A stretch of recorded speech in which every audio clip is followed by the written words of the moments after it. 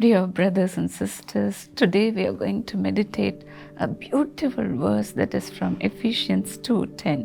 मेरे प्रिय भाइयों और बहनों, आज के दिन हम इफिसियों 2:10 के वचन पर मनन करेंगे। It says we are God's handiwork, इसमें कहा गया है कि यीशु मसीह में हमारी सृष्टि की, created in Christ Jesus to do good works which God prepared in advance for us to do. जिससे हम उन शुभ कार्यों को पूर्ण करते रहे जिन्हें परमेश्वर ने हमारे लिए तैयार किया है। In another translation it says we are God's masterpiece. और दूसरे एक बाइबल के अनुवाद में कहा गया है कि हम प्रभु के लिए एक मास्टरपीस कृति की तरह हैं। We are carefully being created. हाँ, प्रभु ने हमें बड़े ध्यान के साथ हमारी रचना की है। In Greek it says we are God's poem. और ग्रीक में कहा गया है हम प्रभु की कविता है। How carefully we write poems. और कितने बड़े ध्यान से हम कविता को लिखते हैं। We take so much time to write a poem. और कविता को लिखने में हम बहुत ज़्यादा समय को बिताते हैं। Till it becomes perfect, we don't leave it, isn't it? और जब तक कविता पूर्ण रूप से परिपूर्ण नहीं हो जाता, हम उसको अधूरा नहीं छोड़ते। Yes, we are a book of God's love and God's grace. हाँ, हम प्रभु के लिए जो है एक अनुग्रह की किताब की तरह हैं। With so much of love, the Lord has created us. और बड़े प्रेम के साथ प्रभु ने हमारी रचना की है। God is the only one who wrote the poem. और प्रभु स्वयं है जिन्होंने इस कविता को लिखा है। He did not allow anybody to do it. और प्रभु ने जो हमारी जो जीवन की कविता है किसी दूसरे को लिखने के लिए नहीं कहा। My mother, when she was young, she used to weave baskets. और मेरी माता जब छोटी थी तब वो टोकरियां को बुनती थी। She wanted it to be so perfect. और मेरी माता चाहती थी जो भी कार्य करे वो परिपूर्ण हो। She was a perfectionist. और वो एक परिपूर्णवादी थी। So she won't allow anybody of us to touch it. और इसी कारण कोई भी कार्य को हमको उनको छूने नहीं देती थी। She will say, I will be the only person who will do it. और मेरी माता कहती थी मैं स्वयं इसको पूरा करूंगी। With so much of love, she used to weave baskets. और बड़े प्रेम के साथ वो तार की टोकरी बनाती थी। She would do it very carefully. और बड़े ध्यान के साथ तार की टोकरी को बनाती थी। And finally, it would come out as a beautiful basket. और वो अंत में एक सुंदर से टोकरी के रूप में आती थी। Till today, for her remembrance, we are having her bag with us. और उनके स्मरण में हमारे पास उनके द्वारा बुना हुआ एक टोकरी सुरक्षित है। She was weaving it for the purpose of our travel. हाँ, उन्होंने इस तार की टोकरी को हमारी यात्रा के लिए तैयार किया। It is a beautiful bag. और वो एक सुंदर सा टोकरी है। It is her masterpiece. और वो उनका मास्टरपीस था। Likewise, you are a masterpiece of God. और इसी तरह आप भी प्रभु के हाथों में एक मास्टरपीस कृति की तरह हैं। God performs the entire work of reshaping from the beginning to the end. और प्रभु शुरू से अंत तक आपकी जो सारी जो आकृति है उसको पूर्ण रूप से परिवर्तित करते हैं। For him to reshape you, he uses various tools. हाँ, प्रभु आपके जीवन को बदलने के लिए अनेक तरह के लिए सामग्री का उपयोग करते हैं। He uses his precious promises. और वो अपने जो बहुमूल्य प्रतिज्ञा वचन है उसका इस्तेमाल करते हैं। His spirit, उनकी आत्मा को, his love, उनके प्रेम को, and he uses various other provisions और इस तरह के अनेक प्रावधानों का उपयोग करते हैं। just for us to become a masterpiece. और जिससे कि हम भी प्रभु के हाथों में एक कृति मास्टरपीस की तरह हो जाए। Even today he is working in your life.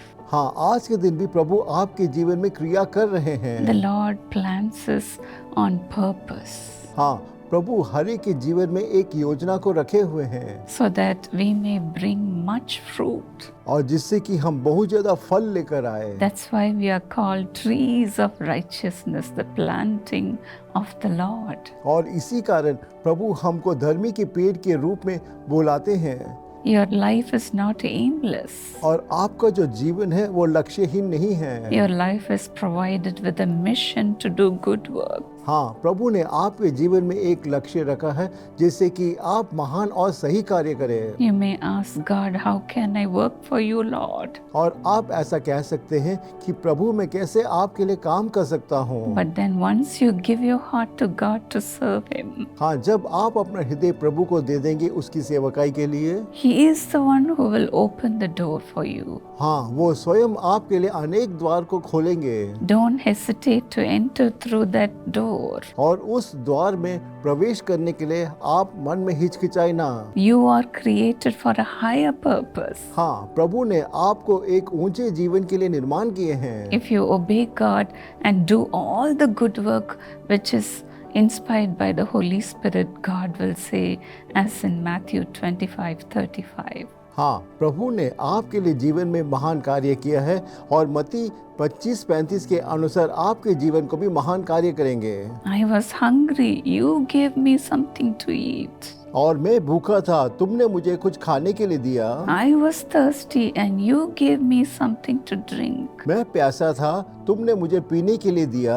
Likewise, when you give your heart to God to serve Him, He'll be so pleased with you, dear friend. मेरे प्रिय दोस्तों, इसी तरह जब आप अपने हृदय प्रभु की सेवकाई के लिए देंगे, उसे देखकर प्रभु बहुत ज्यादा प्रसन्न होंगे। You are God's handiwork who are created in Christ. हाँ, प्रभु ने आपकी जो रचना है अपने हाथों से की है और आप महान कार्य करेंगे To do good work. और जिससे कि आप नेक काम को कर सके। So don't remain quiet.